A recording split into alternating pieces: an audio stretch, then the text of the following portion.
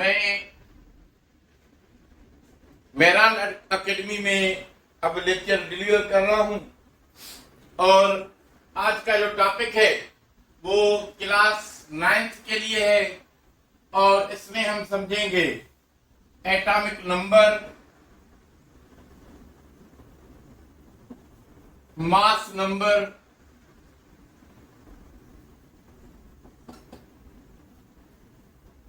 तो मेरे चैनल को सब्सक्राइब करें और हर बनने वाला वीडियो आप तक पहुंच सके और आप उससे मुस्तफीद हों। तो आज का टॉपिक एटॉमिक नंबर को अगर हम डिफाइन करें तो इसको कहते हैं number of proton. Number of proton. Sometimes we also define it number of proton or number of electron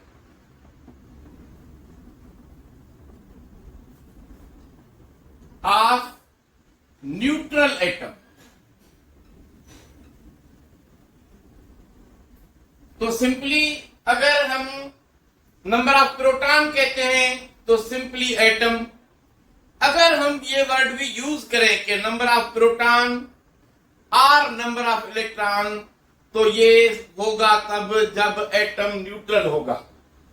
यानी इस टॉपिक को समझने के लिए हम ये कहेंगे कि ये एक एटम है, इसका न्यूक्लियस है और ये उसके एनर्जी लेवल्स हैं जिसमें इलेक्ट्रॉन रिवॉल्व करता है। तो प्रोटॉन और न्यूट्रॉन, यहाँ पे इलेक्ट्रॉन रिवॉल्व करता है। प्रोटॉन पे पॉजिटिव चार्ज है, न्यूट्रॉन पे कोई चार्ज नहीं, इलेक्ट्रॉन पे नेगेटिव चार्ज है। तो इस तरह एटम का जितना भी मास होता है वो न्यूक्लियस में होता है और इलेक्ट्रॉन का जो मास है वो बिल्कुल कम है, छोटा है, तो उसको हम कोई सिग्निफिकेंस मास नहीं कहते हैं फॉर द एटम। यानी अगर कोई इलेक्ट्रॉन एटम से बाहर निकल जाता है तो उसके वेट पे कोई खास फर्क नहीं पड़ता, या इलेक्ट्रॉन किसी एटम में अंदर आता है तो उस पे फर्क नहीं पड़ता। क्योंकि एक प्रोटॉन का मास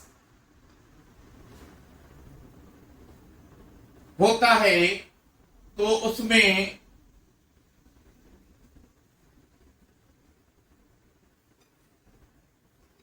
इतने इलेक्ट्रॉन के बराबर होता है। यानी mass of the electron is 1/1836 times smaller. Mass of electron is 1/1836 times smaller than proton. अब एटॉमिक नंबर को हम डिफाइन करते हैं नंबर ऑफ प्रोटॉन।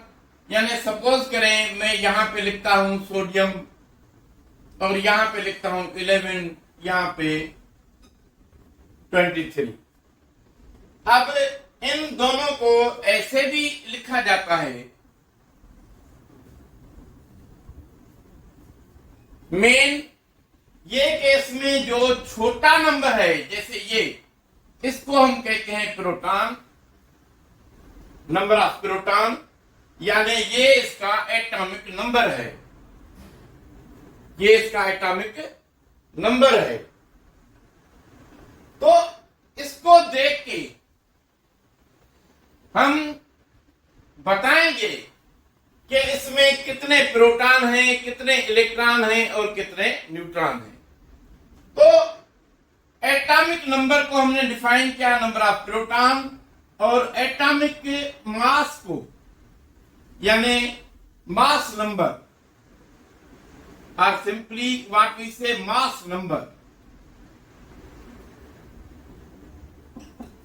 को हम कहेंगे number of proton plus number of neutron. इन दोनों को जब मिलाएंगे तो मास नंबर बनेगा।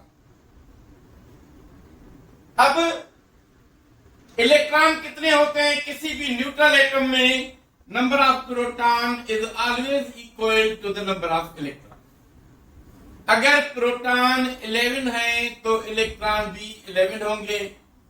ये है कि प्रोटॉन पॉजिटिव चार्ज है, ये नेगेटिवली चार्ज है, यानी number of proton is always equal to the number of proton always equal to the number of electron in a neutral atom. अब देखें, अगर हम ये कहें कि ये एटॉमिक नंबर है तो इसका मकसद है इसमें प्रोटॉन जो है वो 11 है। अब जितने प्रोटॉन है नंबर, उतने ही इलेक्ट्रॉन होते हैं, तो इलेक्ट्रॉन भी इसके 11 हो गए। अब ये जो नंबर है इसको हम कहते हैं मास नंबर, और मास नंबर में होता है प्रोटॉन प्लस न्यूट्रॉन। प्रोटॉन तो हमें मिल गया यहां से, अब नंबर 12 करें न्यूट्रॉन, तब ये मिलकर नंबर बनेगा 23, जो कि इसका मास नंबर है। बहुत सिंपल है। अब देखें, ये है लिथियम 3 और 7, तो ये हो गया प्रोटॉन, इतने ही होंगे इलेक्ट्रॉन, और न्यूट्रॉन कितने हों कि इसका ये नंबर बने 7, तो हम कहेंगे 4, ताकि ये मिलकर बने 7, क्योंकि इसमें 7 में क्या क्या है? Proton plus neutron. तो प्रोटॉन मिल गया यहां से 3 प्लस न्यूट्रॉन यहां से 4। सो इन द सेम वे हम लिखते हैं कार्बन 6 और 12, तो इसमें प्रोटॉन का नंबर मिल गया 6, इलेक्ट्रॉन इसमें हो गए 6, न्यूट्रॉन इसमें कितने हुए? वो भी हो गए 6, 6 प्लस 6 मेक इट 12। तो इस तरह हम easily number of proton, number of electron निकाल सकते हैं। इसमें एक ये भी तरीका देखें समझने का कि यहां पे हम लिखते हैं एलिमेंट, यहां पे लिखते हैं एटॉमिक नंबर, यहां पे लिखते हैं नंबर ऑफ प्रोटॉन, यहां पे नंबर ऑफ इलेक्ट्रॉन, यहां पे लिखते हैं मास नंबर,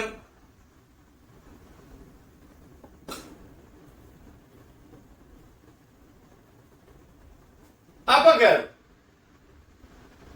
यहां पे एक चीज यहां पे लिखते हैं नंबर ऑफ न्यूट्रॉन, और यहां पे लिखते हैं मास नंबर। अब सपोज करें हमें कुछ इंफॉर्मेशन मिलती है कि एक एलिमेंट है जिसका मास नंबर है 40, सपोज करें समझने के लिए, जिसमें न्यूट्रॉन है 22। अब ये सब चीजें हमें बतानी है एलिमेंट को छोड़कर। अब देखें, नंबर ऑफ न्यूट्रॉन इसमें होते हैं क्या? प्रोटॉन प्लस न्यूट्रॉन, 22 हो गए अगर न्यूट्रॉन, तो प्रोटॉन हो गए 18, ताकि इस दो नंबर को मिलाएं तो 40 बने। अब प्रोटॉन मिल गए तो इलेक्ट्रॉन इक्वल होते हैं, तो ये हो गए 18। एटॉमिक नंबर कहते हैं नंबर ऑफ प्रोटॉन को, तो ये भी हो गया 18। एलिमेंट इसमें कुछ भी हो, सपोज करें we write here ABC type. अब यहां पे एलिमेंट नंबर B लिखते हैं हम। इसमें हमारी इंफॉर्मेशन जो है वो ये है कि इसमें एटॉमिक नंबर जो है वो है 32, और इसमें न्यूट्रॉन जो है 34 है। अब बताएं नंबर ऑफ प्रोटॉन कितना होगा, तो जितना एटॉमिक नंबर उतना नंबर ऑफ प्रोटॉन, जितना नंबर ऑफ प्रोटॉन उतना नंबर ऑफ इलेक्ट्रॉन, और इन न्यूट्रॉन और प्रोटॉन को मिलाएंगे तो ये हो गया 6 and 6, ये हो गया इसका मास नंबर। इस तरह हम सपोज करें कोई स्पेसी लेते हैं जैसे C, लेकिन ये +1 है, ये क्या है +1, कोई भी एलिमेंट है जो +1 है। अगर हम लिखते हैं उसका एटॉमिक नंबर 19 और उसका मास नंबर हम लिखते हैं 40 या 39।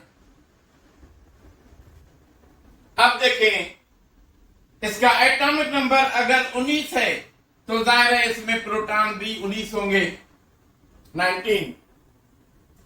इलेक्ट्रॉन यहां से एक कम हो गया है, इसलिए आप इलेक्ट्रॉन इसमें लिखेंगे 18। अब कौन सा नंबर इसमें ऐड करें ताकि 39 बने, तो वो होगा नंबर ऑफ न्यूट्रॉन और ये होगा 20। इस तरह एक एग्जांपल लेते हैं, जैसे सपोज हम लिखें O2 -2, O2 -2, और इसका हम एटॉमिक नंबर जो है वो लिखते हैं, सपोज करें प्रोटॉन लिखते हैं 8 और इसमें न्यूट्रॉन भी लिखते हैं 8। ये इंफॉर्मेशन है, बाकी बनाना है। तो एटॉमिक नंबर प्रोटॉन का नंबर हो गया, इलेक्ट्रॉन इसके 8 होने चाहिए, ये -2 है, इसका मकसद है 10 इलेक्ट्रॉन, -2 मीन्स 2 इलेक्ट्रॉन गेन, तो ये इलेक्ट्रॉन नंबर हो गया 10। अब प्रोटॉन और न्यूट्रॉन को मिलाएंगे तो ये होगा मास नंबर। सो इस तरह आप भी इसको ट्राई करें और सॉल्व करें।